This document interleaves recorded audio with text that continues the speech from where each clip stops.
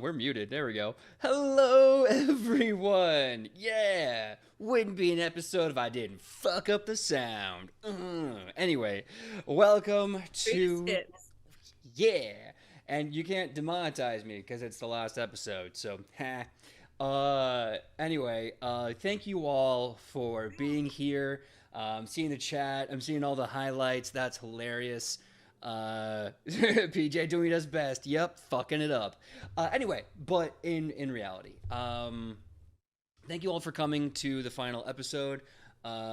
Wes actually called me an hour before, like an hour and a half before, and he got a power out, and he's in Utah, so that could take a good long time. If we're lucky, he'll either join us in text or join us later if the power comes back on. But until then, we have these amazing people on the current crew, and we're just gonna have a small post mortem. We're probably gonna go about an hour and a half, give or take. Um, and yeah, I guess we should start this show off like every show we've ever done and introduce ourselves. Why not? Let's start off with Kylie. Kylie, please tell us, I guess, who you are and who you played. Hello, I'm Kylie, or I go by Kai. It really doesn't matter at this point. I played Shionibis, Queen of Nubia, um, and we both went by she, her. Yeah. And next up, Sam. Tell us the same. Tell us who you are, who you played, and I guess your pronouns. Hello, I'm Sam Sterling, and I played Ichipaton Papakui, also known as La Pacifica Dorita. I really gotta sell it this time, so. And our pronouns are she, her. Excellent. Well, next and certainly not least, we have Randy. Please tell us the same. Who are you? Who you played? Pronouns. What? Hey everyone, my name's Randy Alvarenga. I played uh, Lothier Vanlinson, our human druid, and yeah, uh, our pronouns are he, him. Yeah. And of course, you know me. I'm PJ, GM, and that's that.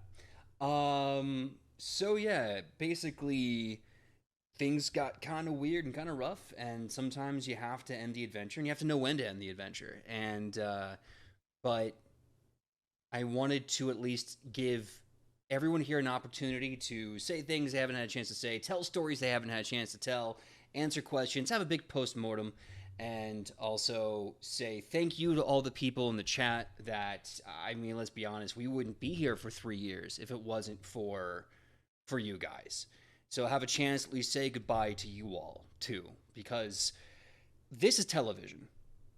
We say this is a game, we say it's Pathfinder. At the end of the day, this is entertainment. And it's entertainment in the form of a game. And the sixth person at the table is always you all. So, want to say goodbye to you too. You've also been players in your own way. Um, so yeah, some look behind the curtains and everything else will be happening tonight. If you have any questions or anything you want to say, go right ahead. Share your love. One thing I want to say, I was promising Sam this, because she hasn't seen it yet. So in our Discord, in our Nat 20 Productions Discord, one of our lovely fans, who's in the chat tonight, and their name is Roxy. I want to get their number right. Roxy27 did a cosplay of Ichi. No, are you serious? I'm serious. Yep. Oh, this is so cool that I get to find out right now. I just for context, I have not been online for a couple weeks. I went to Burning Man, and I don't know if you saw anything about Burning Man on the news, but it's been a time. So I'm just showing back up. So many things happened. Yeah, yep. Oh my gosh, that's crazy. You got pictures or what? Yeah, they're in the Discord. I'm gonna download them now and show them to you all, just so that we don't have to go all over the place. Now, if me in the sound cue is any indication, this will not be pretty, but it's gonna happen. It's gonna freaking happen. So let's save that image, and we're gonna put it on the desktop. And while I awkwardly do this, what's that? This is in the chat. Oh, is it in the chat? Wes is in the Twitch chat right now. Ah, hello, Says Wes. He is lagging, but he is here on his terrible cell service. Thank you so much. Hi, Wes. I was just distracted because I'm going into the Nat 20 Discord and getting the pictures of one of our fans who actually cosplayed as Ichi. So I'm a little distracted, but it's also so great to see you, even if it is in chat form. Yeah. So while I do that, let me ask you all a question, because when we had our Patreon up, we had someone who, for a little while, was able to sub in at the level where they got to do a green room question. Now, the players here know the green room question was supposed to be one of our incentives that we would use, that if you subscribe to our Patreon, you could ask us a question and we would record the answer before we went live. I think I still have it. It might be in an email. But I'm gonna get that while I'm getting the other thing. I can do 19 things at once. Well, while you do that, we can introduce, since Wes is on text. Wes, if you want to write your introduction, and then we can do a dramatic reading of it while PJ does other things. Ooh, that'll work. Yeah. So, yeah, Wes, write your who are you and what character do you play, and we'll perform it as if we are you here on the screen. I'm so here for this. Theater. Quick, everyone do their best Wes impression. I am tall. I am tall. Sorry, There. that got me. I play nailed it, Sam. Dragon Targear. Target. What was the accent at the I end? don't know. Yeah, I what don't was, know. what was that Torbjorn? What was that? It was basically Torbjorn. But yeah, Oh, I don't know. He's got such a nice deep voice that I like he's just like Targear. I don't know. That's what it sounds like. I Do it can't do it. I can't do it.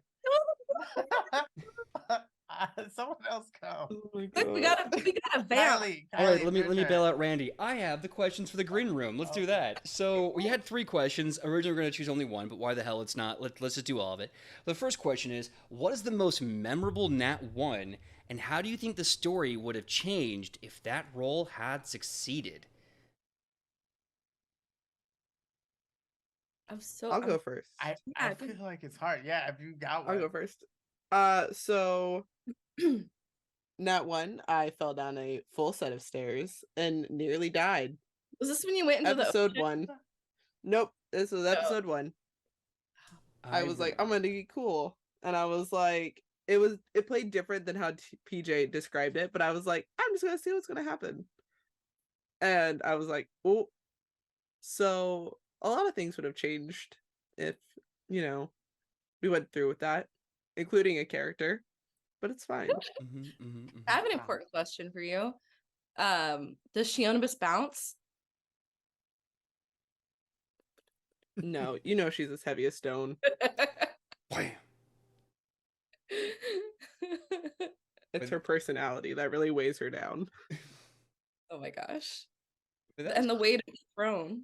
Yeah, oh, Exactly. Yeah, I mean, yeah. She's basically freaking Atlas. What can I say? Yeah. Yeah. It's like, have you seen the new thing on like TikTok or whatever? But it's like Stewie, and he's like, "Good night," and he like turns, he's like, "That's Shionibus."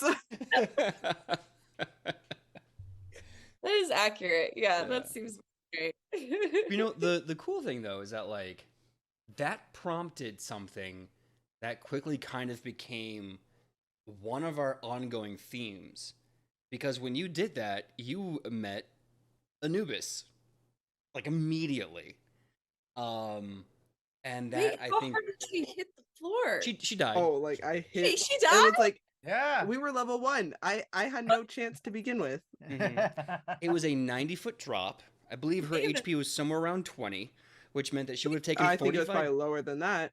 Yeah, which meant you would have taken 45 damage to 45 HP you did not have. And she just went and died in episode 1. And Anubis was like, "Your time isn't done yet, because, bitch, we just started. So, yoink!" And just put you back on your feet. Wow. Yeah, we're like an hour into the episode. Like, wow. You You said she fell down the stairs, not she fell off a cliff. Well, it was like a stair. So okay, It was stairs. It was like seaside cliff stairs. Oh, Yeah. I see. Oh. And she Mhm. was like, I leap over the barricade. I'm like, over the barricade. Over the barricade, beyond the steps, and a 90-foot drop. And she's like, yeah. I was like, make an acrobatics check. And she did not. But she got her revenge because in season 2, she jumped out of a tower and beat the shit out of a malefactor the whole way down.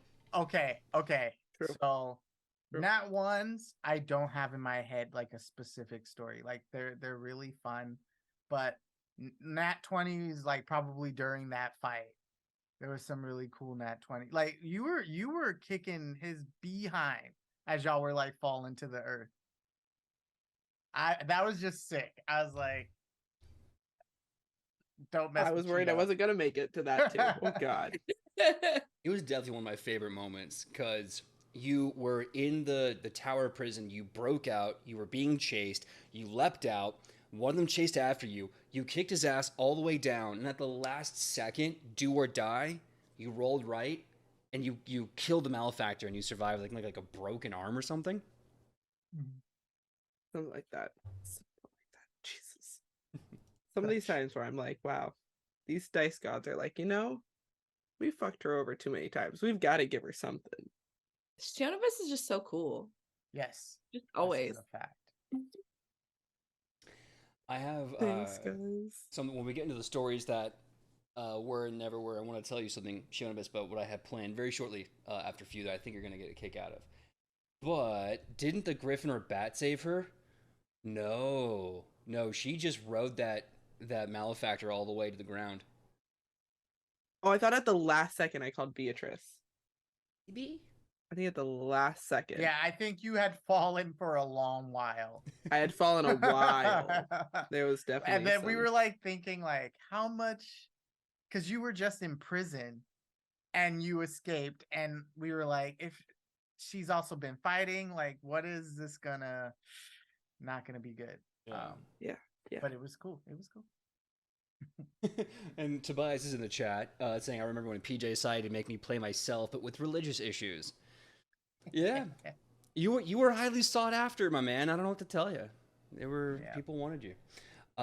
Second question. What's the hardest sacrifice your character had to make? Sam? She really had to give up a lot of coffee in order to follow the law. I feel like you did it. Okay. Just because you're right. No. I think probably early on in Ichi's story, she had with her uncle leaving into the spirit realm. I think that was like a big thing where it was like you're leaving what you know to join this adventure, but you're leaving behind even more than you would expect because it's not going to be the same when you come back. And I think that's a story about a lot of adventures, like as you learn things and go out there and experience the world and change and grow, things don't always stay the same where you left them, and that's can be a good thing and it can be a bad thing, but that's part of adventure. So I think that is really special, and I really loved that storyline. So thank you for that, PJ. Thank you for saying yes to that. I remember, I think it was like your second episode when we killed your uncle. And when you put it like that. yeah, and I remember Ian at the time was like, Jesus, PJ's her second episode. Go easy on her. And I'm like, no, it's fine. It's cool. No. Little did Ian know, like I could take it. I remember when we did like the October game miniseries right after that, right Mhm. after I joined. And I was like playing the character, and I was like a little evil, moderately evil. And I remember Ian being like, whoa. That's right. Yeah, you were a noble who's like, I don't want to eat any noble people I'm related to. Does this person look poor? And I'm like, yeah, Sam, they look very poor. And she's like, Ian thought I was a softie, but It was great. He knows now. Yeah, he learned. So before we get to everyone else's answer, I want to go to the chat really fast. Seventh Sanctum Crew says, "This is a question for Kylie. What's your favorite part about playing Shionibus?" Nick, I hate you. I hate you.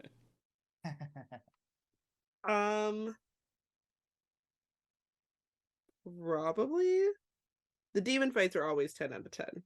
Her having to go hunt for demons, who doesn't want to? Probably the most fun I've had is just seeing her growth from the very first episode where she's like, I don't want anything to do with my family. I don't want anything to do with the crown. Peace out, bitches.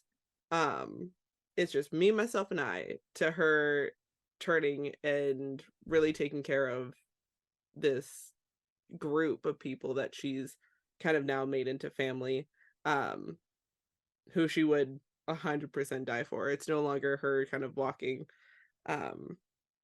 alone on this journey, and that's probably been like my favorite thing. It's her getting feelings. I remember when Shionibus said that we were friends for the first time. I remember. I don't remember a lot of things, but I remember that. I remember. I'll never forget that friendship bracelet. Oh, the friendship bracelets. Randy, what about you? Going back to the original questions, what's the hardest sacrifice Lothier has had to make so far?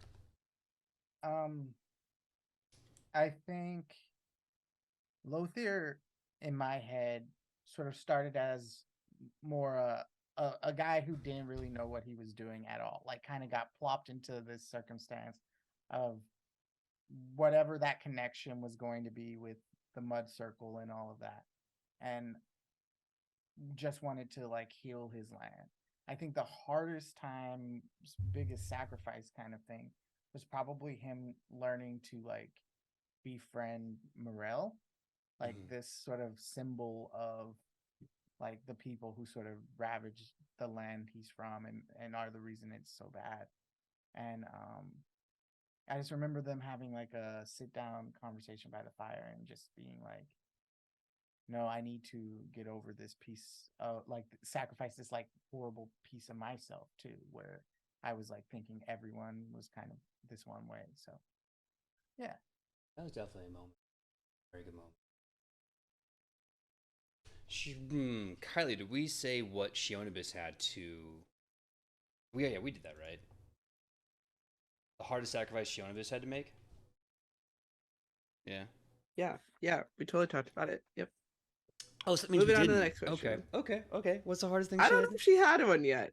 I don't know if she's had one yet. I mean, to be fair, you were constantly throwing yourself into dangerous, like, possible consequences with Felix and a bunch of other people, so...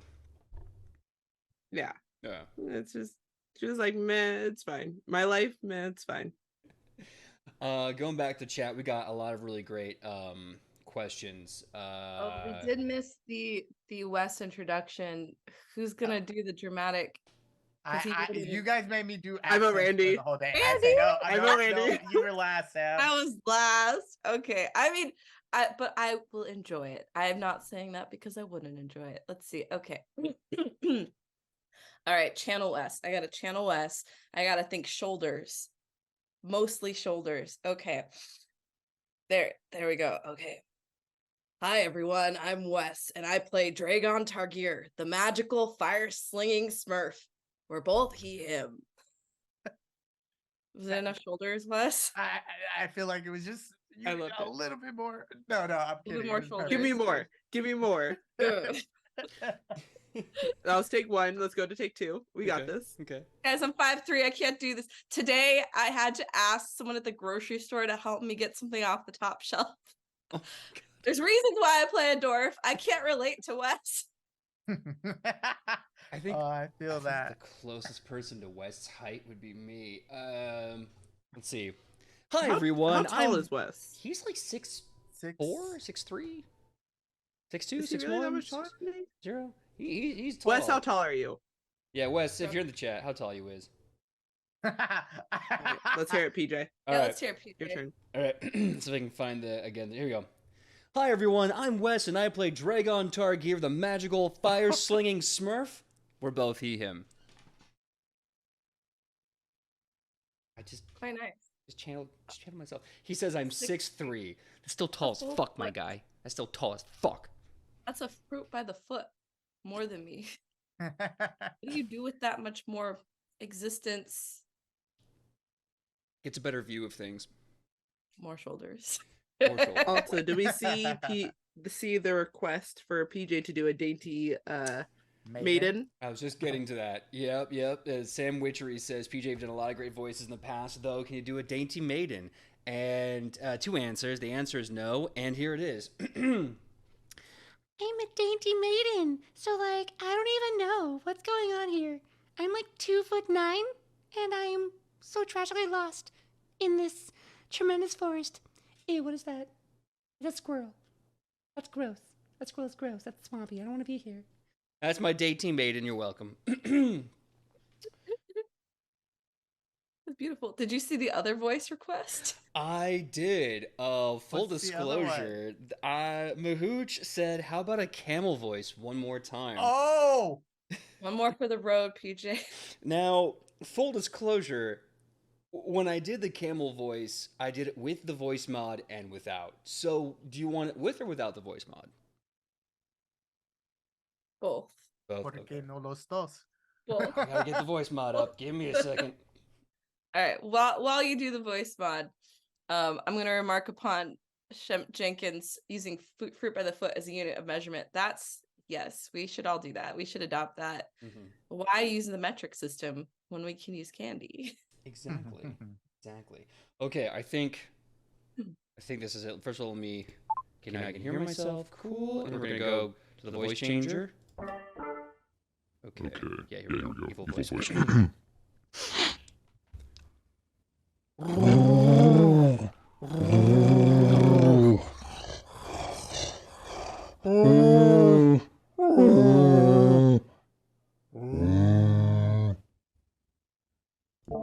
Now, nothing is gonna top that, but I want you to imagine that and make it sound like a human is doing it, and that's me. That was beautiful. Thank you. That was Absolute art. Art. Absolute. And to back it up, here's the camel walking. Those are his hoof Oh, prints. very good. Wow. Mood said, "This is what I come here for."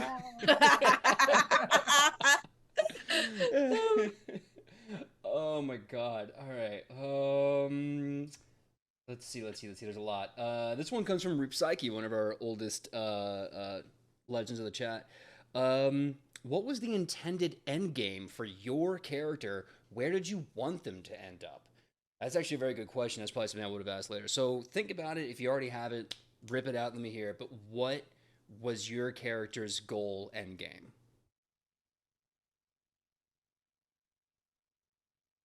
I will say that Ichi is very much a character that is reactive. I think that in her mind, a goal, a plan was never part of the picture. It was more so what's happening now and what's the next best thing that I can do to help or where do I think I should be. I think if everything settled down and, you know, if they're like, no more war, no more this or that, what would Ichigo do? She probably would go back to just doing what she did best and maybe like, I mean, honestly, she'd have to fix the coffee problem first before anything else. Yeah. You know, crush injustice in the world first and then retire into a nice resort. Yeah, on the sand shores of Osmicon. Love it. Kylie, what would be Shionibis's endgame? Where would you want her to ultimately go? From the beginning, endgame was always that when she became queen, I would have then retired her and then probably would have played that little character I had that's now besties with the moon, from our Daltonshire game. Yep.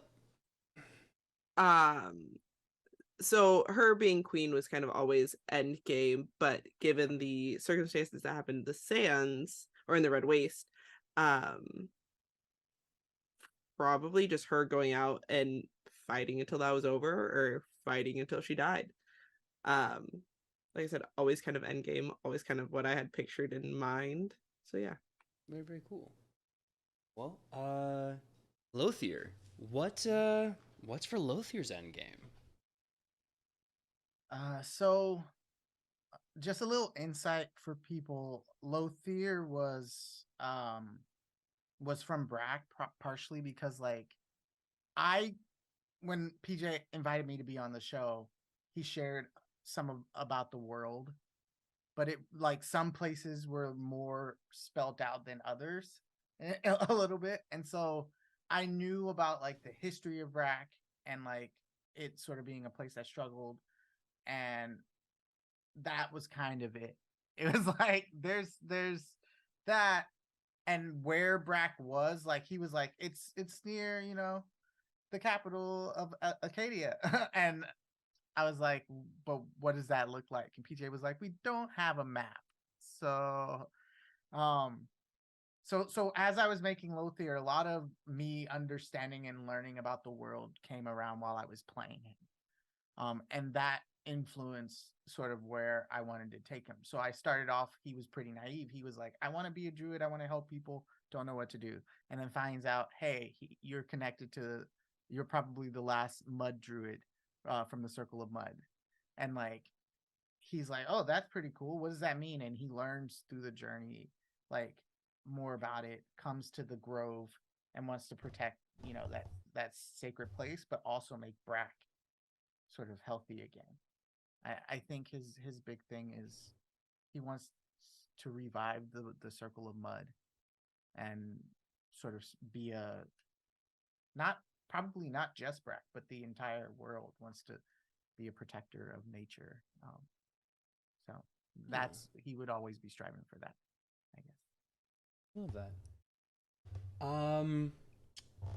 Well, I think that's a very good answer, and that's, I think, one of the things I like about your character is that like all the goals were just kind of baked into the construction of the character, right? Like you're like, I know exactly what I need to do, what I want to do, because it's right there, right on the tin, like, and it's solid for like character growth and development. We had some other questions here. Someone said I'd have brought in R&D 42.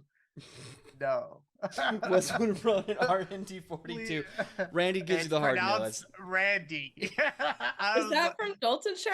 Or? Yes. Yep. Yes. Oh, yeah. So we're playing Daltonshire, and it's my first time. It's Wes's first time, so we don't know what we're getting into. And he's like, I brought a robot. Hello, my name is Randy, or whatever it was. And I was like, oh my God. Get out of here. And I knew, because Wes talked to me before he did it. He was like, just letting you know, this is what I'm thinking. I was like, oh my gosh, Wes, what? Wes, we love you. It was such a beautiful moment. Yeah, I was not expecting it. And there were like multiples of these robots. It blew my mind. Yeah, like every episode there'd be a new R&D unit because the last one would die somehow in the episode. It was like Kenny, but of robots. It was great. I remember Wes saying, like, you understand I have 7 character sheets. I told him, I said, look, this is meat grinder status. Like, people, at least 2 people die every episode. And he's like, I've come prepared. Sheets on sheets. Speaking of Wes, his answer was, I always imagined Dragon sacrificing himself for his friends. And I definitely see that you know, fits Dragon, I think, tremendously, and definitely a possibility. Before I get to the others, I want to get to the last. Can I say one thing I wanted to know about Wes's character so Wes can answer it? Yeah. Was what was Dragon thinking about actually helping in the land of the dead and all of that? Because there was a lot of conflict going back and forth, like whether he wanted, like, thought of it as good, or he kind of got talked into it, which was interesting. I really love that. Yeah, I'm really curious about that too. Kind of a big look behind the curtain for a lot of what season 3 is going to have.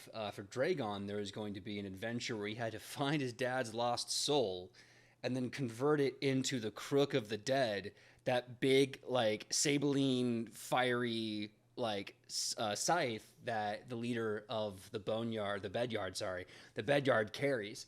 Um, and so I figured that'd be like some nice, good old father son catharsis trauma happening there. We have a bit of a moment, and then he gets that, and the Wormkin who was in charge, she was gonna die because a lot of NPCs are gonna start dying off. Um, but yeah, so that was something I was expecting, and potentially I think starting a war between Thane and Animus to finally get the Soulwell in the grasp of Hamasa, or at least to start that process. Wes says, "I love you guys. I had so much fun with that R&D."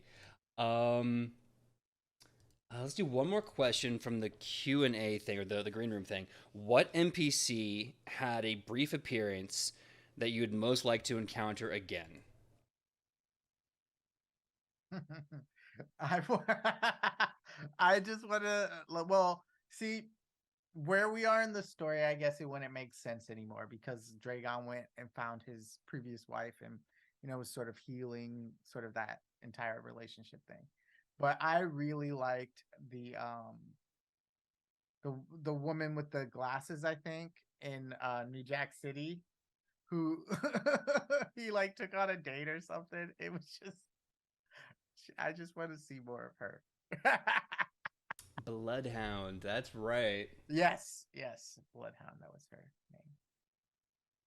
Well, how I about like yeah? the the Nordic rappers. The Brothers Braggy. Yeah, that's right. I That missed was this so one. good. The rhymes that you did, PJ, were just out of control. With Nanga Varma. And that whole area was very evocative of like a Nordic like party town almost. Was that the same place where there was a pig? Someone stole a pig, or was that something else? Yep, that Yeah. was. I think that's actually during the charity one shot. The Oh, Journey it was a North. one shot, wasn't it? Yeah, With yeah. on the boat and everything. Mhm. And because I was like a squirrel or something. Didn't Yeah, I put a pig in my mouth? You were a rat. you were I a was a rat. rat. You were a You were rat stowed folk. away because you were a rat folk. And like Pathfinder rules is written, I could fit a whole pig in my cheeks. Wasn't that like it was obscene? Yup. And that's where Mm. they learned all the big history between Larian Voss and Bowen Rionag, and Larian's biological father who died and all that great stuff, and it was a lot. Yeah, you put it in your cheek pouch, and then like you ran off with a stolen pig. What other crazy shit happened? Yeah, it was just a lot. I think that's still up. If you want to see that, it's right there. What about Kylie? What NPC do you want to meet again, or would like to meet again? I agree with Randy. Bloodhound was 10 out of 10. I would have loved to see more of her. Or really just the Night Witches in general. We didn't really get a chance to converse and whatnot, other than us being at that bar/club, wherever the hell we were. So that would be my vote. Just the Night Witches in general. Nice. I would love to have done a bit more. New Jack City was a lot of fun, but New Jack City was like we're really losing momentum on the narrative, but we're having so much damn fun. Wait, I don't want to ruin it. Can I ask a question for my own sanity? Were people alien like going into space? Was that like when we were in New Jack City and we were like looking at the computers, it looked like there were like spaceships or something? What was that whole thing about? Okay, so years ago when I first started this show, I also I planned out all 5 seasons of Edge of Legend, as well as like 3 or 4 spin-off stories. And one of the spin-off stories was effectively Edge of Legend 40K. It's like in the far, far future, Starfinder probably would have been the system, and it talks about how when things happen and we get to a certain point in the timeline, where are we? Like, for example, one of the big things I had in my head is that you're on a spaceship, and you're all characters from Edge of Legend to some degree, and you get this kind of scanner reading, and you're like, what is it? It was like, well, the faith readings are off the chart. What does that mean? I don't know. And you bump into the corpse of Azamat in space. And that would have kind of been like the big kickoff to EOL 40K. So that was meant to be a little drop. There were spaceships. Yeah, that I was we're li- gonna like- go eventually. I was like, what is happening? I was like, my fantasy accepts 1920s cities, but aliens. I was just- Sci-fi. no, it was really cool. I was curious. Thank you. Oh wait, Wes has responded about the question I was asking, which was he was secretly terrified of it. He was terrified of outliving the people he cared about, which he did vocalize. He was also secretly terrified that he would run into the many people he killed during his first life. The more time he spent with all of you, and the long gets spent in his second life, the longer he spends in his second life, the more ashamed he became of his first.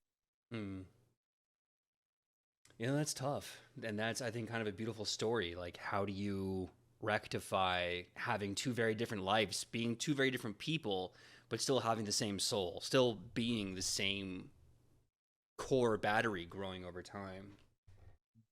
I think that's one of the things that I'm like, I hope that we started to teach Dragon was that you don't have to sacrifice yourself to be worthy, and that you're just as worthy of, surviving as us, and that's, you don't have to put yourself, like as a character, Dragon doesn't have to disregard himself to support others just because of, the redemption is not in the sacrifice. The redemption is in your friends and in, doing this together as a group. And I think that, like, we were on the path there, of that story. And I like to think that someday, they'd have a good therapy time, over many good therapy times with Dragon. They'd get there. Yeah. All things in time, for sure. Lothier and Dragon in space would have been so fun. Oh my god, yeah. Especially figuring out how to make druid magic work in the middle of a vacuum. That would have been great fun for me. Before I forget, let me put the photos. Now, if you're one of these amazing players, you may not see it on the Zoom link that we're in, but if you go to the Twitch, there we go. You should be able to see these there. Let me put these sources up. Media file. You're putting in this in the Twitch chat? Yeah, and the Twitch stream. So it's gonna be right on the page. Yeah. New source instead. I have to go into so much trouble to do something I'm gonna get rid of, but you know what? It's important, damn it. Someone spent a lot of time to make this cosplay. I'm going to find it. I think I'm gonna do this side by side. Okay. Okay, exciting. This is so cool. I know, I'm so excited to get to see this on stream for the first time. I'm really bad. I'm really bad with Discord. Oh, me too. It's my weakness, right? Yeah. So like I love that some people use it all the time and they're really great at it. It's really hard sometimes for me to be like, go to Discord, check. So ADHD struggles. yes. mm-hmm. Then I'm in like a million of those server things, and I'm like, I just want to be friends. Foxy27 said, I literally worked on this cosplay for over a year and finished it yesterday. It's fate that I finished it in time for this episode. That's so cool. That's awesome. Thank you for spending your hard-earned craft time on such a thing. That's like amazing. Beautiful. And I cannot wait to see it. I wait patiently. I'm going to eat a gummy bear while I wait. Go right Oh, ahead. It's come gonna take again. me a second because I'm doing my best. Oh, here we go. That's why. Silly me. Okay. Your image 6. Yeah, why because- not? Browse. I get it So right this exciting. time. There we go. Okay.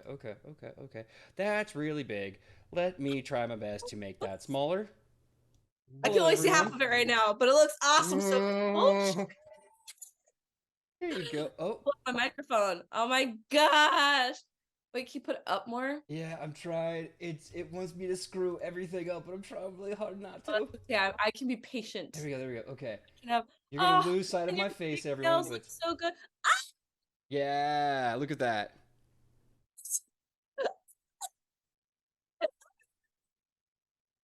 Ooh.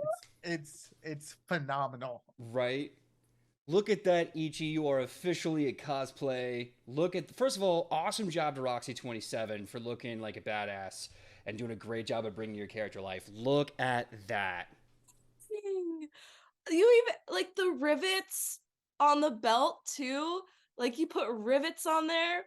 Oh my god, you have the feathers on the side, the little red pieces. I love the Can't believe the it. like beautiful shiny like blue color. Mhm. Wow. It's, If, Ah. it's phenomenal. if you go into the Nat20 Discord and go to creative, you can see other photos like a close up of the championship belt, some other details, but that's the big comparison, and it's awesome. Roxy, I will open Discord for the first time in months just to go see those pictures. Wow. Just to go look. That's Oh. amazing. You did such a good job and you look incredible. And it's just like the luchador vibe with the velvet is there. Like that is the vibe. Sam, there's holy- a picture in there that I think will make you really happy too. Did I open Discord now? Do Okay. it. Don't wait for me though, because I might have Yeah, to like okay. reset All my right. password or something. I'll tell you what, while you're doing that, I'm going to give a season 4 spoiler that I planned that I think would have been really funny. Okay. So, if you had watched Ocean's Elven, you would have seen a small spoiler that Randy ran into an NPC named Jer-M-E. And Jer-M-E is actually... Do you want to know why there's so many people in the world named Jeremy across the planet with different cultures? Yes, PJ. They're all we do. clones. You see, Jeremy actually comes from an interdimensional pocket called the Jeremiah. And the Jeremiah's entire function is to stop interplanar anomalies. And the Jeremiah's full plan was to stop something called the Never Was from attacking y'all. But this kicks off the entirety of what season 4 is about, which is the Knights of Never Was. And Jeremy and the Jeremiah coalition have to basically concede and leave you alone. Dude, when you get to their interdimensional like area, there's a giant gold statue of a palm like this and another palm like this. Like, because they're always like, give us some coin. And you come to find out, like, where they come from. Gold coins is basically the battery for interdimensional like power sources. So they were trying to constantly take money from you all to power their exploits in saving the multiverse. It's like freaking Men in Black, but in fantasy form. Yep. The Headcanon, we already knew this, but they made us forget every time. Which is why you're like, They how figured can we it keep running into all these idiot Jeremies? And they're like, yes, that's right, we're just a bunch of idiots. Bloop. Don't think about anything else. Yeah. That was the entire shtick. That's why there was always a Jeremy somewhere, because they were part of the greater Jeremiah collective. That's worth it. That's great. That was Mhm. great. Okay. Thank you Now, for blessing. a fun twist to season 4, the Knights of Never Was, right? So the idea is that anyone who has magic, you'd find that your magic is starting to not work right. Like your druid magic, not working. Either at all No. or definitely weak, like just not right. Anyone who's a cleric, cut off altogether. And you come to find out that there's like 4 or 5 people called the Knights of Never Was, and they are trying to effectively use a perversion of faith and connection to the great sources to eventually rip everyone away from them and all this other stuff. And you come to find out the Knights of Never Was are actually hold on, let me get this right in my brain. A dimension where Alona worshipped the god of war and not the god of peace. A dimension where Woodwort was not a druid, or went a different path instead of one the other, and a dimension where Morel became a malefactor instead of a champion of Alfra himself. And so you would have had to fight yourself. In fact, your good name would have been tarnished. So the first half of that season would have been you fighting a public opinion that hated you for things that these other versions of you did, or at least some of your friends did, and ultimately fighting them. And then that coalescing into the appearance of the Never Was himself, who is this very Elaine Tarsian. No, I'm just... no. You would have found out at the very, very end, if I played it right, who knows. The Never Was actually Joey, all grown up. That bitch. Did I not call it? I said never trust this child ever. Never trust a child. Period. You find out that because in season 2, remember, what's his name? What's his nuts? Korma is part of a collective trying to basically save the world from Armageddon by basically making so there's no world to have an Armageddon on. Like, you know, if Riolag awakens and there's no world to destroy, then haha, we win. And you come to find out the owner of that entire group, the owner of that, I hate to say the word cabal, is Joey in the far future, coming back to stop his father, Riolag, from ultimately destroying the world. And if I did it right, it would have been around the final boss fight after you kill him that he, because like they all wear these metal masks, where he take off his metal mask and you see his grown adult man with a familiar scar that you see on Joey's forehead, and that's how you know. Wow. Yeah. So that would have been the entirety of season 4. I can tell you more about 3 and 5 in a bit, but I want to make What we sure. get for raising him on video games. That's what you get for putting him on Call of Duty. You know, it's just like the only answer is violence. except the one time we talked down an entire, like, you know, evil god into being like, you know, a god of redemption. What happens with him? I need to know. Does he do a good job? Possibly, I think so. So like, here's the thing. Season 5 relates into the title of the show, right?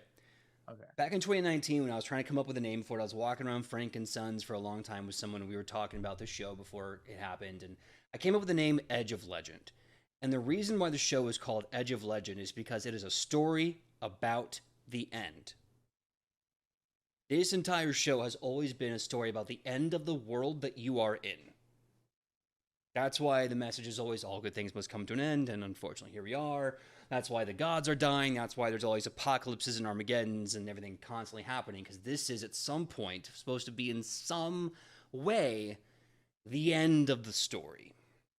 So season 5, which takes place after Jeremy, Jesus Christ, Joey dies, adult Joey dies, I don't know, however you would handle that situation. Season 5 is Romalgus Day. The big end of the world finally happens, and you find out it's not just some blink. It takes a while. It's a lot of different prophecies that have to come true. But they're happening left, right, and center. And ultimately, as we end season 5, we end with the end of our known world. We end with the end of this planet. And it ends with you all deciding what the fate is of the planet and the next one. The next life that kicks off. And inevitably, you would kind of fill in the pantheon as all the gods are dying. Whoa. Koga doesn't die. Koga loses his arm in a fight to Gorhogisk. And this is only important because in the tower setting I had, which is like a big film noir, high fantasy place, you're going to meet a steel mill worker with one arm named Cody. And Cody was kind of like this, workhorse, like father of the workshop. Like he'd come in and be like, hey, how you doing? Work like 13-hour days and only stop because his friend Rosie would rip him out of the workshop and throw him in a bar and get him drunk for the night. Cody was the last vestige of Koga's god essence. Whoa. And Rosie was Rochelle, also slowly dying. Her energy was basically evaporating. Because the gods in this world are like stars. Sometimes the stars that we see in the sky and the light that we get from them comes from a ball of gas that has been dead for 10,000 years. And those are the gods that we know, that we've met. Half of them are already dying, etc., etc. And by the end of Romalga's day, they're dead. And if they're not dead, they're in bad shape. And that would kind of demand you all to fill in and guide where the world was going to go from that point on. Wild. Dang. Crazy stuff, y'all. And then you Crazy. finally get to We'll meet be the 3 scared, spooky though. faces I keep talking about. What do you Oh, mean? like the moon? Nope. Do we not already meet them, PJ? Nope. So every now and then I said like the 3 spooky faces, right? Like the time where Sun Wukong. Oh, and you too, Sam. When you first got to Ozmicon, you found that really weird like underground temple, and there was 3 spooky faces. When the moon Yeah. shows you a tablet with 3 spooky faces, all throughout the thing, 3 spooky faces, beginning, middle, and end. Like entities? They are super cosmic beings of the narrative, and their servant is the scribe. And the entire thing is it's the beginning, the middle, and the end of the story. And it can only be written down after you do something. It's a big cosmic metaphor for the story that you're all creating. I have to say, I'm very happy we all got to harass the scribe in character. Yes. Yes. Absolutely. Good Best time. moment. 10 out of 10. Art Would do imitates again. life. Yeah, it does. And they're like, "Hi everyone, I'm the storyteller," and he's like, "Boobs, fart sound, dick jokes," and I'm like, "I'm just trying. Okay, I'm gonna make notes." Yeah. Really quick, I opened Discord and I'm about to click in. I just wanted to give my live reaction to these other pictures. Oh yeah. And it's in creativity. Mm-hmm. Yeah, right under homebrew world discussion. Let's see. Oh. Wow. What? The boot covers. You've got the boot thingies. You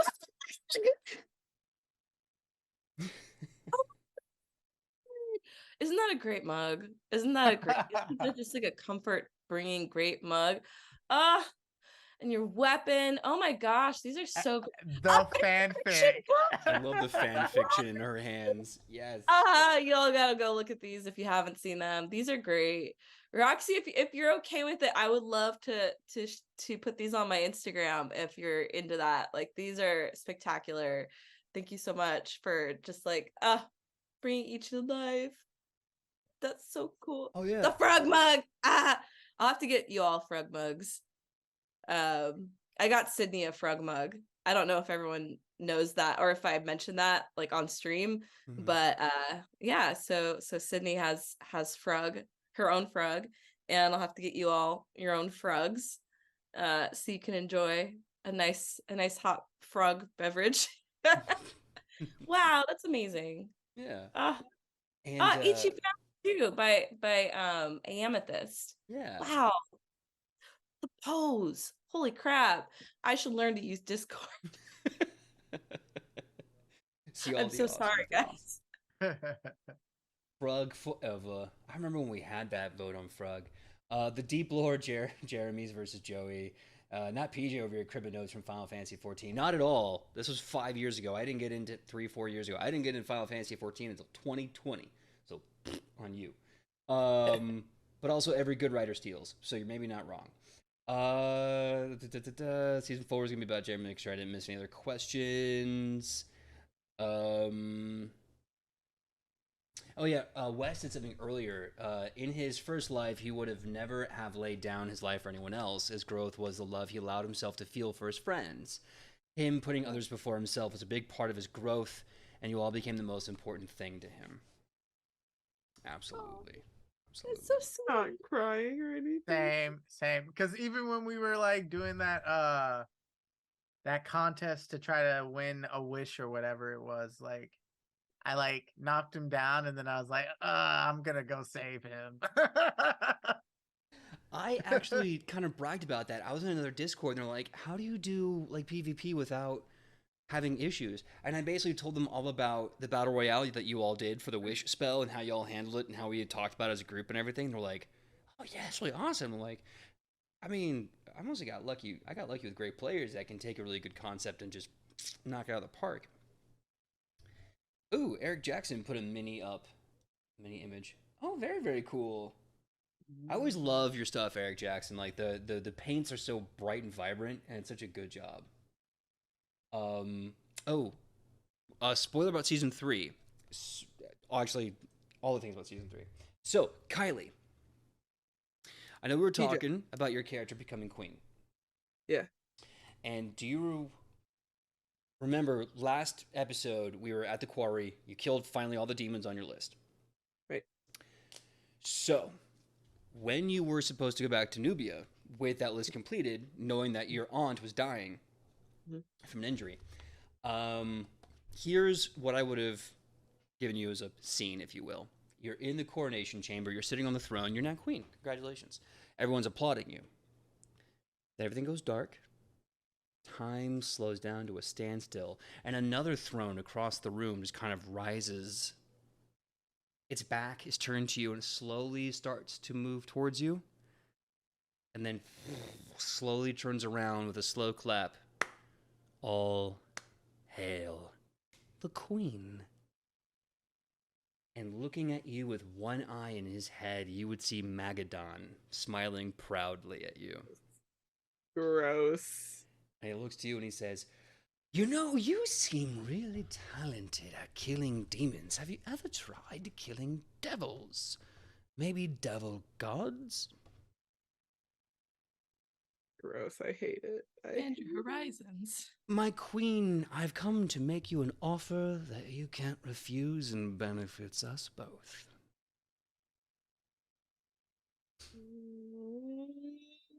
"I come to offer you the power to kill my brother, Revon, who is attacking you as we speak in the Red Wastes." And he'd offer you this giant, this diabolical looking stone. And he says, "This is what'll see the job done. You know that whole thing about devil lords and gods, the transubstantiation and all that nonsense. Well, this makes sure that his soul dies, his godly essence dead. All you need to do is go out to the Red Wastes and kill him. And we both benefit." I love that you brought this up, PJ. Because PJ and I had a conversation a long time ago, and I don't know if this is ever shared with anyone. PJ, I don't even know if you remember this. Where if anything happened and she had to essentially sell her soul to save her her citadel, whatever you might want to call it, it would put then Awesome Raw in charge. Do you remember that conversation? Vaguely. I remember a lot of Awesome Raw was kind of up in the air. To the point y'all, to tell you I had this all planned out, to the point that she secretly had a cell made for her What? in case that she like no longer had control of herself, That's crazy. and to be put in there like underneath the city to just like live out her days while Awesome Raw was in charge. So the fact that you bring this up, PJ, this is why do you hate me like this? No, if anything, I just give you an opportunity to finally kill the rat bastard who's been tormenting you for 3 seasons. Fuck that guy. Yeah. But now here's the eventual thing that's weird. So you would kill Revon, assuming you took the stone and decided to kill him. You'd kill Revon and thereby ending the Red Wastes, ending all of that problem. But this would then free Magadon to then go crazy at the end of all things in Romalgus Day. Right. Because Wild. what's his name? Revon's original domain before they fell to the Nine Hells was he was the god of brotherhood. And then it became the corruption of that. And so, but because he was originally Magadon's brother and the god of brotherhood, they were interlinked so that they could never truly, stop or kill one another. And he's like, well, now that he's dead, nothing's holding me back. Nothing's preventing me from doing whatever I need to do. And he won't have to stop me or kill me or whatever when the final day comes. So he would, go off and die. Jokes or kill people. Jokes on him. That's when the Thane Animus comes to collect the soul of Magaddon. He's like, don't you remember we made a deal? And just kind of yoinks Magaddon. Ooh. Yeah, that would have been a whole thing. Sam, Yeah. before I forget, I guess we're now going to the stories that never wore apart. So, about that no caffeine coalition thing. Those bitches. Yeah. I can say that now. You can say that now. So, I know you weren't there for it, but we found out before the end of all things that in Adolphon Prime, in the Senate, there was a representative that was elected by Al-Muhammia, the devil god of like contracts and stuff. And her name is Dolly Tontine, and as you know, she's the leader of the NCC. Of the Dolly Parton lady. Yep.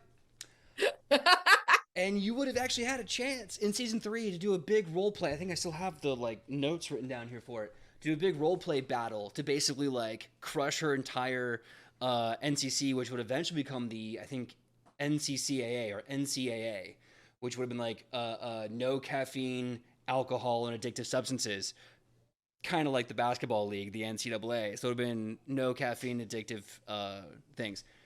And you find out that Dolly Tontine isn't actually her name. She's Dolly- a fucking demon, isn't she? Dolly Tontine is actually sort of an anagram of Dalton. An anagram. Those bitches. And you would have found out that she comes from the pirate city of the Kraken's Cove, which, if Randy remembers correctly, is the pirate city that's possessed by a cult of the Elder Gods. That's where we went last time, right? Yeah. Yep. Oh my god. And oh my elder god. Yep, and Dolly Tontine is actually Helena Dalton the Ninth. And she was using this platform to basically usher in a state of just weak-minded compliance so that when Romalgus Day popped off, everyone would not be caffeinated or inebriated and they would just succumb to the madness quicker. Evil. That's so evil. I knew it. Ichi was right. Ichi was right. Ichi's never done anything wrong ever, not even once. Not even once. Not even once. I honestly can't even think of any time where, because like I know, like Shionibus kicked a person off Beatrice, and killed him, but that's how she got her bird. So Yeah. Throwback. Ichi just likes to be dumb for fun. I had actually a question for you all, because I was thinking, what are like the little character headcanon things that like turn up in your role play, like as like a bit or something that you don't really talk about that you always think about? Because for me, that is the fact that Ichi sees ghosts 100% of the time, just everywhere, but she just doesn't ever talk about it. And so whenever like it's like, oh, Shionibus is seeing ghosts or someone else is seeing ghosts, Ichi's like not like, it's not like, oh, she's just like, yeah, they're, yeah. So it's just like, that's my headcanon, is that Ichi 100% of the time is just, whenever you are talking to her, there's like, like a guy, like a ghost sweeping the street, behind you, or it explains also why she can't pay attention very well.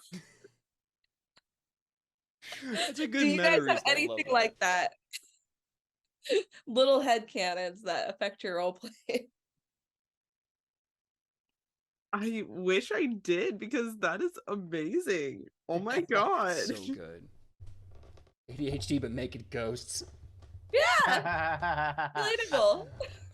Oh, Tobias said that.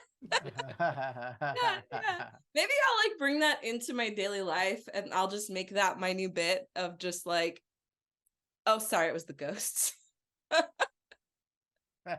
I remember. No one has like a weird little thing like that they do, or kind of like. I guess, like, I think that Lothier, like, so he spends a lot of his time sort of like hanging out with all of you guys, but I think like he's come to really like lean a lot on Dragon as sort of like a brother figure or something. And I just think like there's in my head all of these like extra little side adventures that they've definitely got on, or like trouble they've gotten into, or like in between like the main adventure, like something crazy happens and Dragon starts a fire and Lothier puts it out. Like crazy stuff like that is happening in between like the episodes, which explains like why they start getting really like close. I love that. I feel that seems very realistic to me, that it's just like Dragon's experimenting with some like magic, some weird magic, and set something on fire. And, Yeah. and Lothier's gotta like put a little bit of a mud tidal wave on it to like chill it out. And then like Shionibus wakes up and is like, "Did you guys hear anything?" And they're just like, "No, go back to sleep." And then It's she turns fine. and she's like, Yeah. She's like, "I wasn't sleeping, I was crying." full circle. Crying. We've all been that person. I'm fine. Oh my god. Well, I guess the question is like, so the next question is, so we know what the end game was, but like, what's another story you wanted to tell with your person? So besides just like, Lothier saving Brack, or Shonibus becoming queen and having Lucinda come back, who then definitely would have been a scion for the Elder Gods, and everything else. What other stories did you want to tell by the end of all things in season 5?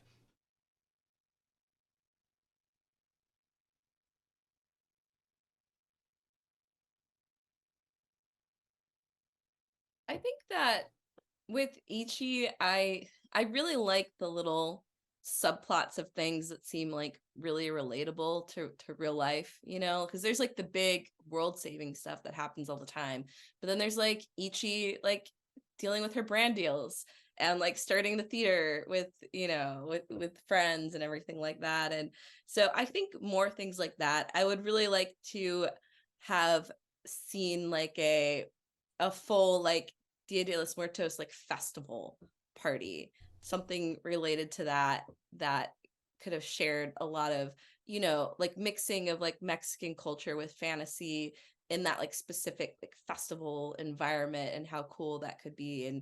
And talk about like the foods, like I always have to like throw in some food somewhere, like Baja fish sandwiches. And so maybe like a little side story where it was leaning into that, and coming up with all these like Mexican fantasy fusion foods that don't exist in real life but feel very like realistic to that experience. That would have been really fun.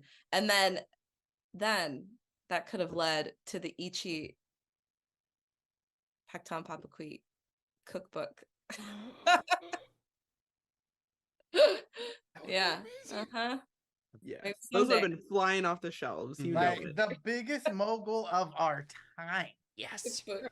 I love it. Cookbooks. Body So- slamming burrito, the power bomb plantains. That's not good. That's just what I got on the top of my Yeah, head. suplex smoothie. Suplex smoothie Mm-hmm. Sounds rides sick. itself. Think of that. Yeah. Seeing people talk about a What? beach episode. Eric Jackson said a beach episode with a haunted tiki statue that interferes with the surfing competition. Classic. That's so great. Love that. That would be awesome. We could have like, the Beach Boys music where it's like and we're all just grooving for some reason the entire time. It'd be great for season 5, where it's like the world's gonna end. Why are we at like a 1960s beach luau? What in the white That would be nonsense is some- this? That would be some Daltonshire. it's a fae.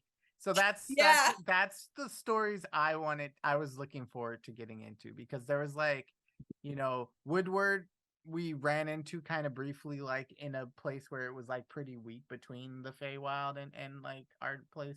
So we didn't actually like go in, but that was really cool because his familiar or pet, not pet, but like his animal companion was Mush. like Mush, right? Mhm. Was able to talk, and you guys were all so excited by it. I feel like Lothier would have went to the Fae looking for the other, like the Mud Druid, Mhm. but like what I was looking forward to was like what kind of shenanigans was gonna go on in there, right? And then like was that going to help us fight off this like big moon thing? Because I felt very terrified by that dude. So, behind the curtain look. So I know you all know there's like multiple clones of Valain Tarsien out in the world, right? And I think I said this on stream. I don't. Yeah, but one of his clones made it to the Fey realm, and what you would have learned is that the Fey realm was this entire dimension that was invented by the original Fey god that made a chaotic display of music and dance so powerful it created an entire plane of existence. And then they fucked off. And all of the gods have these insane Irish names, and they all have a titlerific in the middle of their name that denotes their like Mr., Mrs., Master, Mistress kind of title. But the deity that invented them has the only non-binary title that they give. And you would have found out Yazend is the one who originally made the trees of life that all elves came from.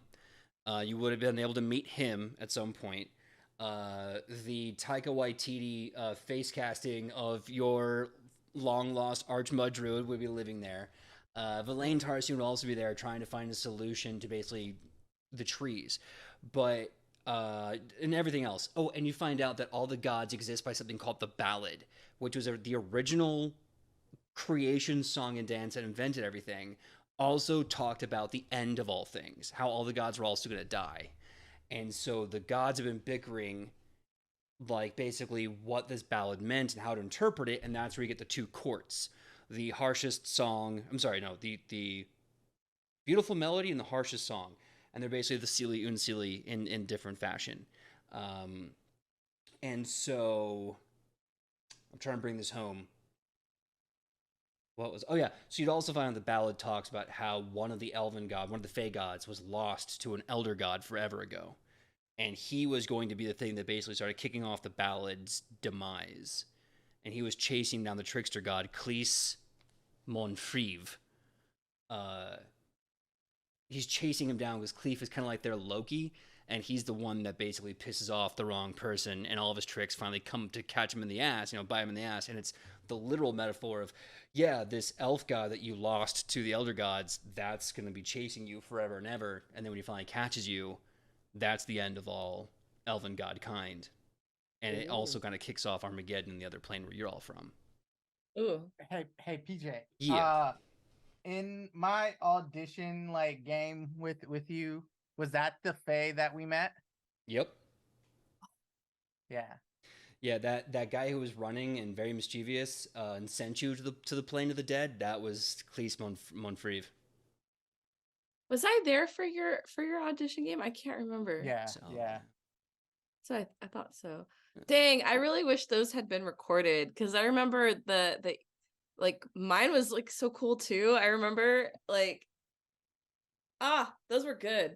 Those were good. Yeah, well, if you can remember, like I can just say the thing that stood out to me was like because it was kind of separate from the main story. It was just kind of like the game, like kind of souped up.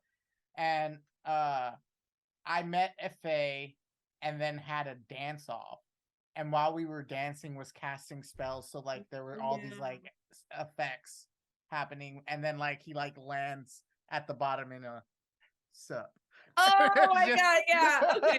I have And it memories. was just like Oh my gosh. Oh my gosh. so yeah, that was the episode. There, like, and then at some point we like went to the land of the dead too, but or maybe yeah, Mhm. it was so interesting. I was like, what? And you were chased by Thane Animos on a horse who was like, "I'm coming to kill you," and you're like, "No, no, no." You ran to, and that's where you all met Hamasa for the first time, technically. Let's see. I remember Sam's was in the Godlands of Azmokan. You all went there on a mission and you met. Oh God, what was it? It was, I think, Quetzalcoatl as a snake, and Yeah. you met Elotijon, the God Badger, Yes. and you had a kaiju fight while I played the Pacific Rim soundtrack on repeat. It was fucking epic. An epic kaiju fight. That was anytime you can put a kaiju in something, it's just See, thank beautiful. you. I always got crap for it. I'm like, kaiju, and they're like, man, you're like that kaiju stuff. I'm like, cause it's dope. What's not Kaijus to are love? dope. They are. dope. Thank you. Man gets it right. Put a kaiju on everything. The Bible, slap a kaiju on that.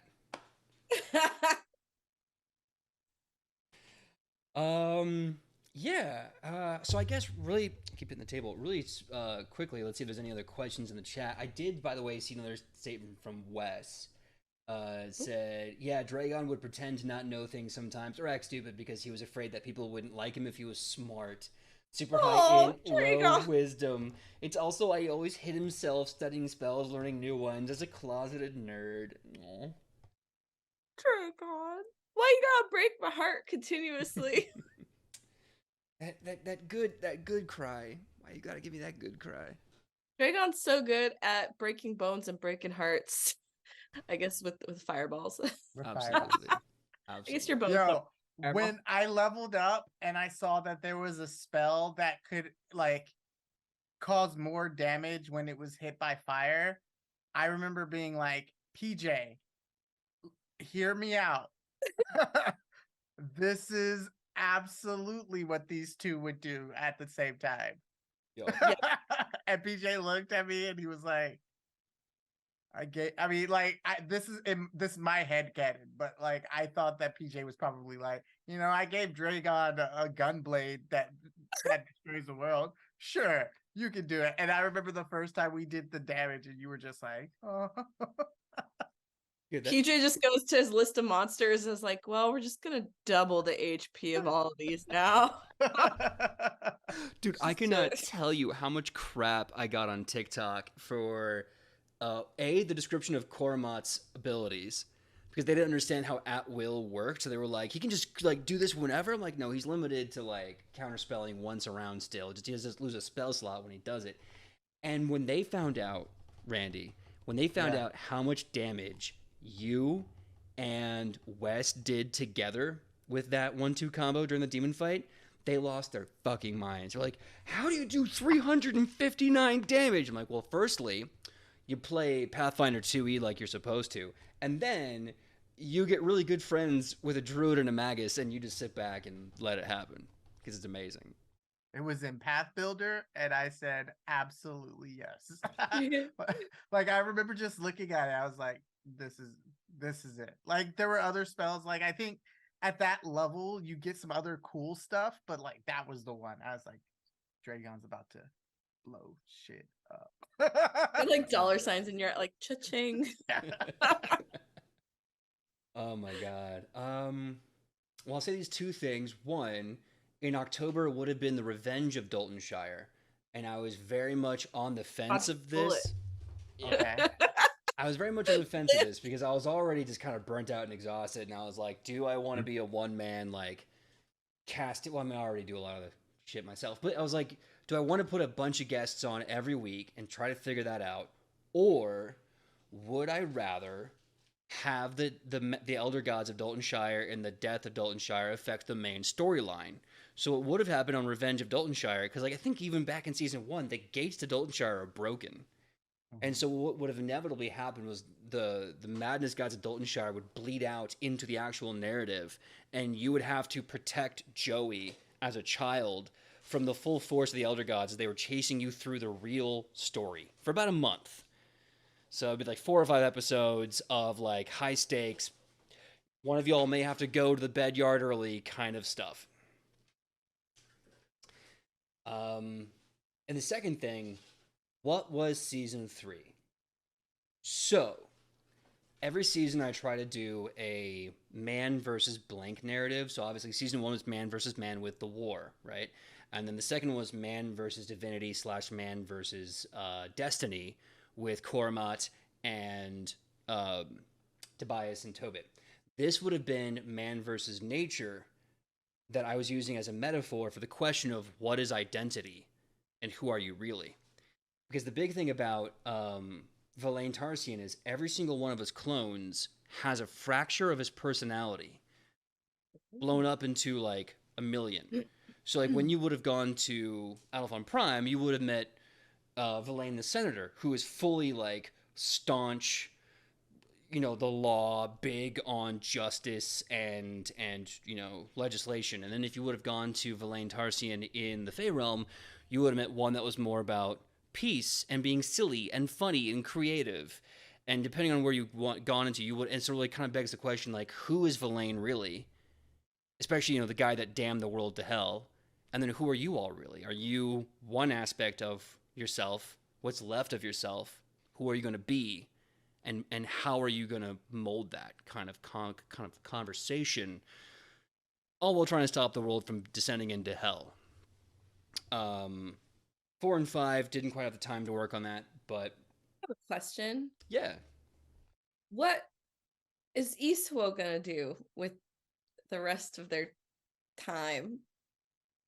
So here's the truth about Isuo.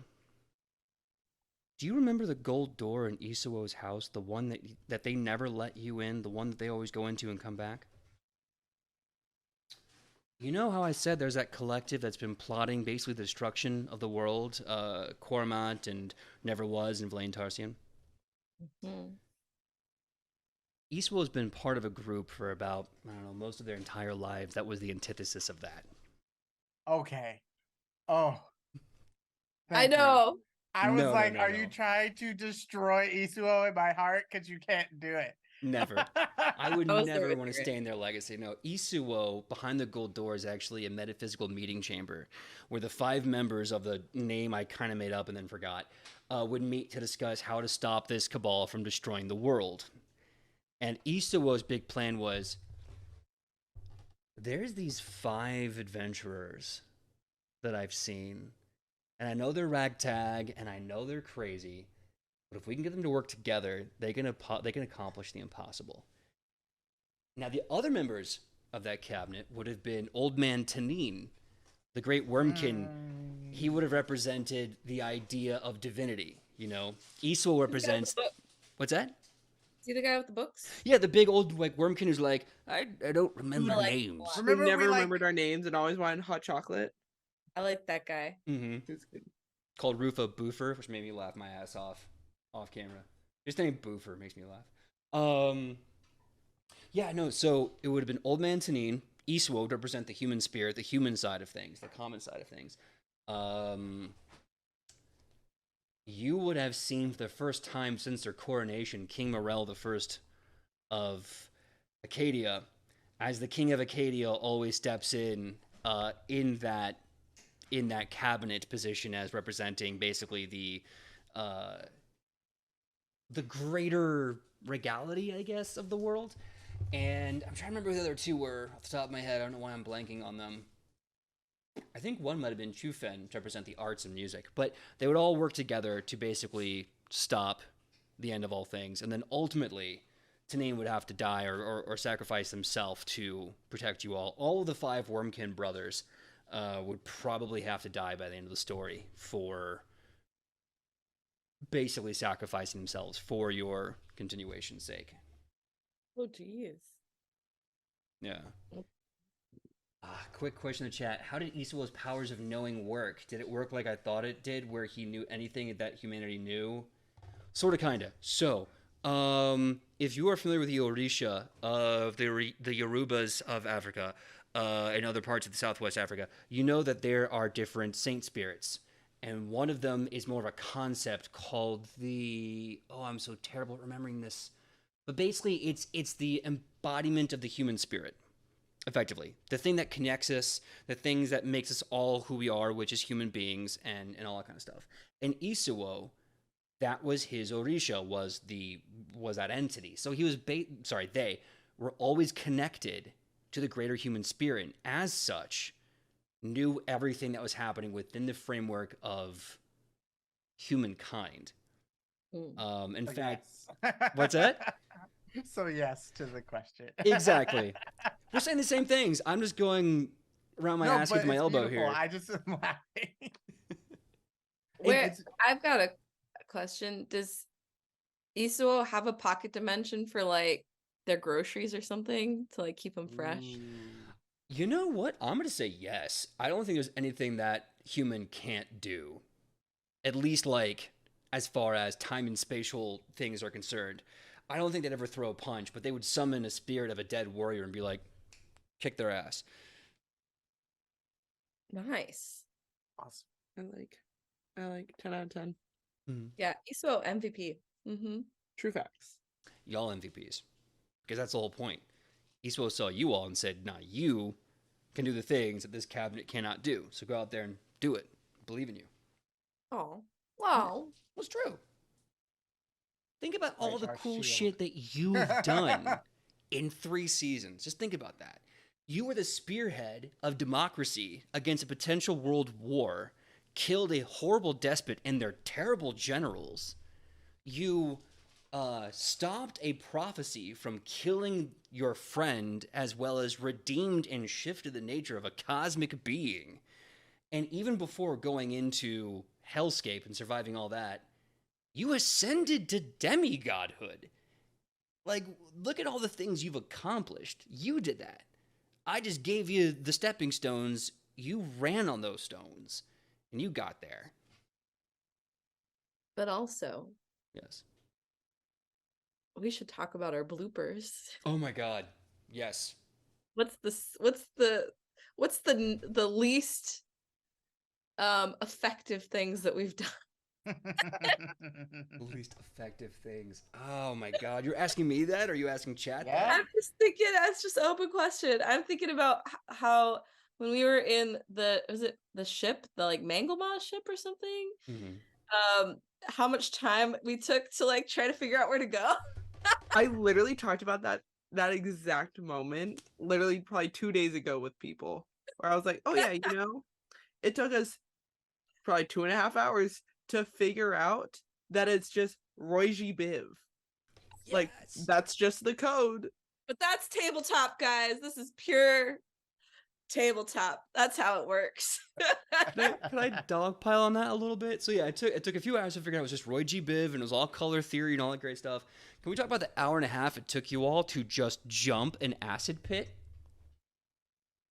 That's all it was. I was like, look, you can just use this check and use that save. And I heard like, no, I'm gonna find helium balloons and a ladder. And I'm like, why? Wait, is this Why? where that clip where Drake I was gonna get on Dragon's shield. He was gonna catapult me. No, but I remember that too. Yeah, that was during oh god, that was when you went in season 2, the upside down castle that was that sunk. Oh yeah. Yeah. I just remember the clip is like yeah, a little bludgeoning never hurt anybody. And then being off screen to everyone else. Dragon needs this. That's when the Fun Brigade got started? The Yeah, fun yeah, brigade. because Dragon was like sad about some eggs, so we're like, we're gonna have fun. And when we talk about fun and Dragon in the same sentence, there's gonna be explosions. Yup. Brigade. The Fun Brigade. I used to love watching all of the like Dragon alone and mess around, the Lothier alone and mess around. Basically, like anytime it was like 2 or 3 of you and you couldn't get the full point. Okay, so we're gonna have a mess around episode. Those were always so good. Bro, we just made a hotel room pretty for them to hang out in, and then Alona was just like, "Nope, bye, good night." Oh man, I have a question. Do I say "maw" that much? I'm looking at Mahooch saying we have a drinking game for every time PJ says "maw," so that's 2 times now. I don't Yeah. think I say it that often. Mango pie. I Mango really maw. just want to be like, roll the clip. I wish. It goes. Yeah, and it's just like a little. Little did you know, counter. PJ, we made a compilation. I would cherish it forever. Kylie, roll the clip. Look, not gonna lie, if I had the money, one of the things I wanted to do is, you know that song that's been going around D&D TikTok, which is like, don't want to live as like an untold story. I wanted to take that song and have like a montage of us from the janky early years of like 2020 up to like the ascension of Alona at the very end of season 3, like the end of the arc in season 3, and just kind of have that. But I'm broke as a joke, so guess what? You don't get that. I'm sorry. We can imagine it in our brains. Yeah, That's valuable. it's so cool. Super cool. I think I'll play it again. Here you go. Oh, yeah. Oh. I love you guys. I know it was a lot trying to get back here. Not saying that it was like hard to get you here, but like I know that like when things end, sometimes it's difficult to get back together and say goodbye one last time. So I wanted to say thank you, and I also wanted to say how much I love you. It's been 3 years, 4 years of a journey. I met Kylie down a dusty road at Last Frontier LARP, where we were just kicking the breeze and didn't really know each other. And I put a big post out on Facebook, and you said yes, and I was like, she's perfect. And that's where you met Sydney and became best friends. We had all those games. Sam, I mean, yeah, we definitely met during Twin Mask Dusty Road as well. But, we also got to hang out a lot at Blank Slate, at Scabby Rooster. The olden days. That's right. And, we got to play there too. And I know when we had some people leave us from the very, very beginning, we all immediately agreed on you. And, your creativity and your comedy and your spirit has always been wonderful. Kylie, your ability to yes and into insane things, your ability to go with it and make something crazy happen has been always inspirational, and seeing you grow as both a woman and a role player these past 4 years has been truly amazing. I remember the speech you gave about being the Queen of Nubia and how those responsibilities meant that you couldn't just go off and do this whole assassination thing in the King of Acadia. And I remember that moment was when I knew that you have just grown so much into yourself and what you're capable of. And I know that that's just the tip of the iceberg. Just so many more things you're going to be growing into and doing. Sam, I know that no matter where you do or what you go into, your energy, your creativity, your hard work, and your talent is going to be a blessing. You're going to make people laugh. You're going to make them cry. You're going to make them happy that they get to see you and that they get to share space with you. And Randy, dear God, I can't come up with enough words. I remember the first time we met was, I think, online. I don't think we met in person until time at Bob's Big Boy. So, yes and no. Oh, no. I mean, we went to the same LARP, and our first interaction was you doing like a teaching a lesson to like 30-40 people in the middle of like almost darkness. So I understand why you wouldn't remember me, but we definitely talked, and I was like, that dude is so cool. And then we did a show together. We were on Ryan Omega's X-Men. That's right. Mm-hmm. That's right. And that was like us actually like doing something, and then that's when we met. So yeah. But yeah. But I remembered you from LARP because I was like, his character is so cool. And then we met in real life, or we messaged on Facebook, and then you were like, oh yeah, I grew up in the same part of the country as you. And I was like, what? When I found out you were from Washington, D.C. too, I was like, no, I finally met him. I finally met the other person who's from Washington, D.C., which is a lie because there's like 500,000 people in that tiny city, but like it's still mind-blowing. Yeah, no, and just your spirit, your heart, both the gentility and the strength of it, your sweetness and vulnerability that creates such a beautiful artistic soul that shines through your character, your moments, your bravery. Strength is not your yoke. It is just the paintbrush that you use to make beautiful paintings. And it is a pleasure that I get to just sit back and give you a canvas and be in awe of what you are naturally gifted at doing. And for Wes out there, I know you're hopefully still watching this. I think I saw a comment there. Just like everyone here, you are one of my best friends. A brother through and through. I think we're both just big, dopey, golden retriever himbos, and that's just what it's going to be. I want to thank you for saying yes, for being chaos in its creativity and not chaos and its full destructive potential. Thank you for just being who you are and always being what I always strive to be, for better or for worse, a good man. Thank you so much. Thank you for lending that to the show in my life. And for everyone else along the way, the friends that I've lost, I just want to say thank you for being a part of it while you could.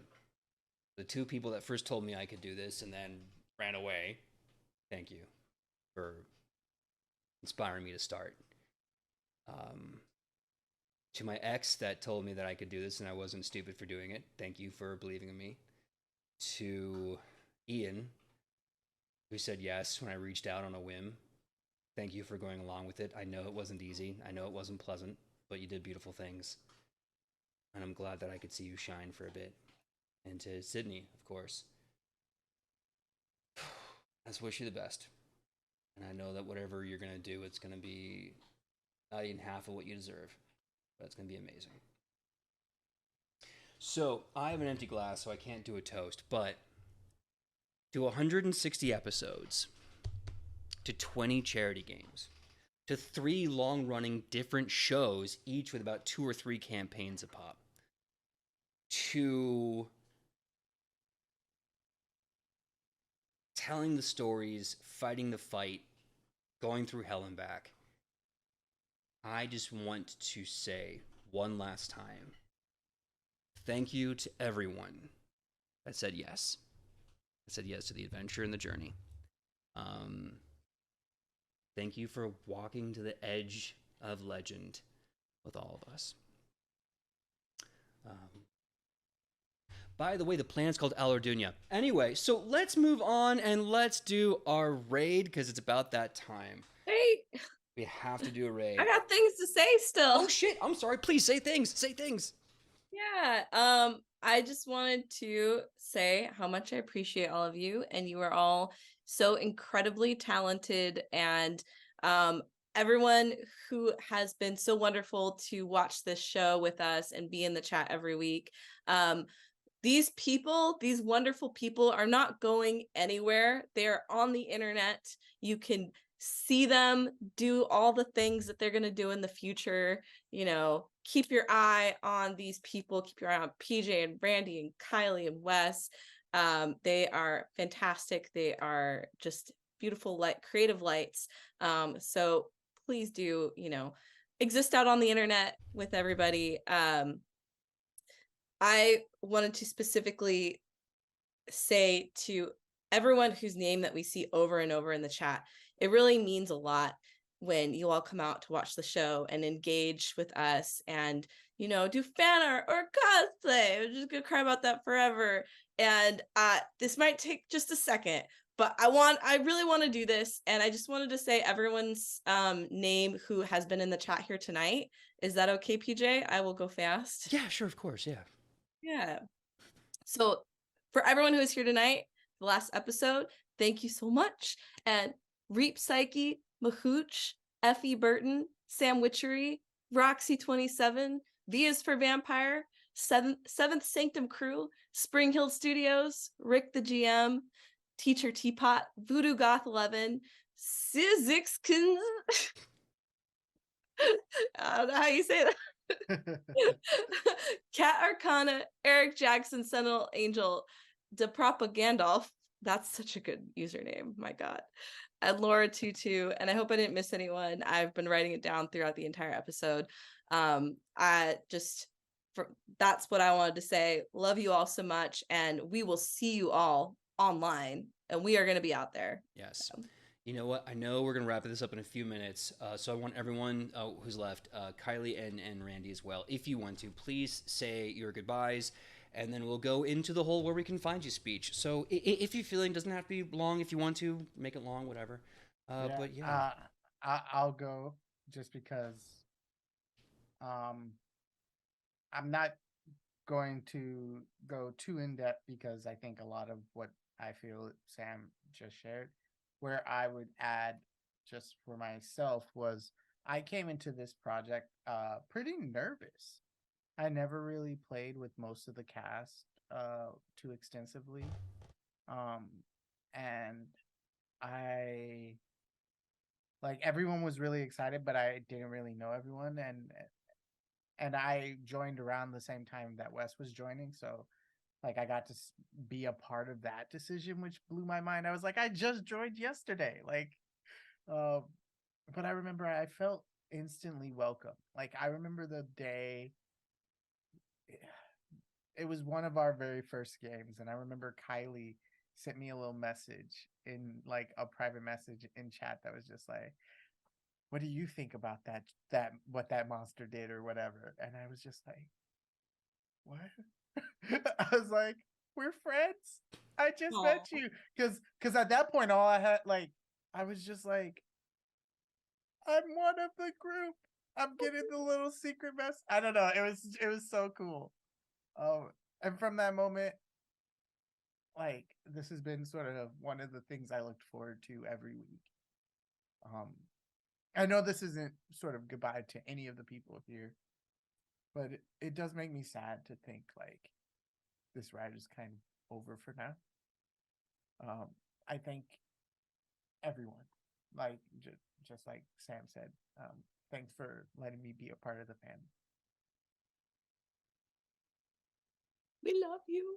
Love you, man. So much. I think you were such a good addition to the team.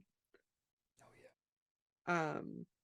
Thank you to everyone for coming out every Wednesday.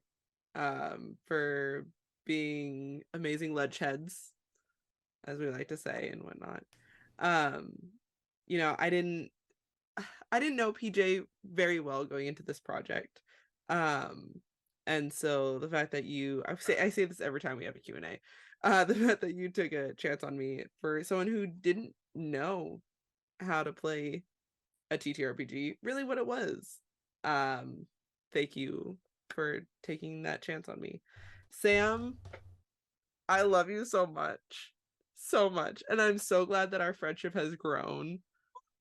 Even through a screen. It makes my heart. Randy, same to you. From being extremely late to picking you up at the airport to having brunch to every little moment of us hanging out on that very short weekend. Absolutely phenomenal. You are truly an amazing soul. To Wes, I will never not love all of the shenanigans that we have together. And I'll see you in October, buddy. To the rest of you, thank you for coming along this wild ride for 3 whole years with PJ and I. It's been a wild ride from start to finish, and it's definitely won't be the last you see of some of us. Well, now is the time to end it. So, one last time to play our theme song, Journey Bound by C.K. Martin. By hearing it out there, if it's not too loud. Thank you so much for the thing, Effie Burton. That's so sweet of you. Yeah, let us say our goodnights and our goodbyes, and tell everyone where they can find us on that sweet, sweet internet. Starting with Sam. Sam, where can they find you on that sweet, sweet internet? Hello, I'm Sam Sterling, and you can find me all over the internet, which is kind of a lie because not a lot on Discord we've learned today. Hey, it's Sam Sterling. But I did want to say specifically, I'm starting to use Instagram more. So if you want to reach out on there, I'm going to try to be on there more. I've fallen off of Twitter because it got weird out there, fam. Twitter / whatever they call it these days, it got a little weird. But I'll pop in there every now and then and try to catch up with notifications that I've missed over months and months of not looking at them.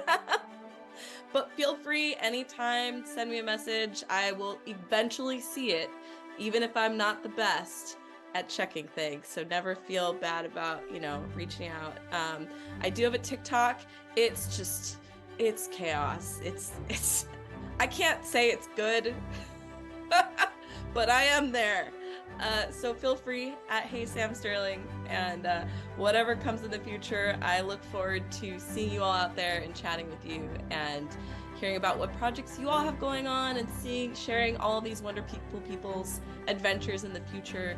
And next time we all get together, we'll do some selfies and post them as well. And I love you all so much. And that's me. Thanks. Well, next up, let's go to Randy. Randy, who are you and where can we find you on that sweet internet? Everyone, I'm Randy Alvarenga. You can find me some places as Roller Raja. I was going to say Twitter, but it's not Twitter. Which is ROLLER, RAJA. I'm doing a lot of other projects, which is exciting, but I'm going to miss this one. So, off-road drone does. Yep, I'm back. But, yeah. I'm looking forward to if anyone who's ever watched the show, if you ever just want to say hi, just love the family here. Thank you. Last but certainly not least, Kylie, please take it away. Who are you? Where can we find you on that sweet internet? Hi there, I'm Kylie, or I go by Kai. It really doesn't matter at this point. You can find me at Kai's Wonderful Life, all of the internet, Instagram, TikTok, Twitter, all the good stuff. Am I active on it? No. But I'm still there, and I will check it every day, even if I don't post. It's fine. It is what it is. I've gotten the talks about how you need to be more social on social media, but it's fine. We'll get there eventually. So I'm with you on that, Sam. Many ghosts. There's just so many. I'm just like, Yeah. it's so much Not work. even ghosts. They're just everywhere. It's really hard to Yeah. do patience. I'm going to name Ichi the Zach Baggins of the group. Sorry, not sorry. Just yell at a ghost. I like it. Yeah. Mhm. I have a couple projects coming up and whatnot. But yeah, that's me. That just leaves me. I've been PJ McGaw. You can find me all over the internet at PJ McGaw. Facebook, Instagram, TikTok, Twitter, Blue Sky. And if you feel bad saying about your content, you should go see my TikTok where I get ripped on caffeine and talk about a random thought I had for about 10 minutes. So it could be worse is what I'm saying. I have a lot of amazing projects coming out with some familiar faces here, some on Althaven, formerly Q Times, some on Queen's Court Games to be coming, as well as a book I wrote this year called Mech Finder.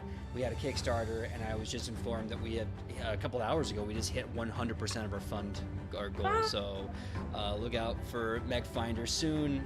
That'll be the first of 3 works I've written on to be published. So that's really exciting. Anyway,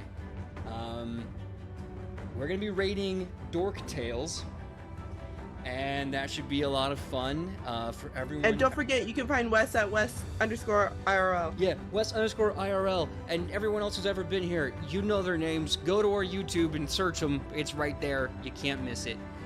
Oh, and before I forget, yes, all the episodes on the YouTube will stay up. The YouTube will stay up. This Twitch page will stay up. Everything will stay up. So if you want to go and watch Ocean's Elven, which should be edited and be put out eventually, I'll let you know when, as well as this Goodbye episode, you can check it out there.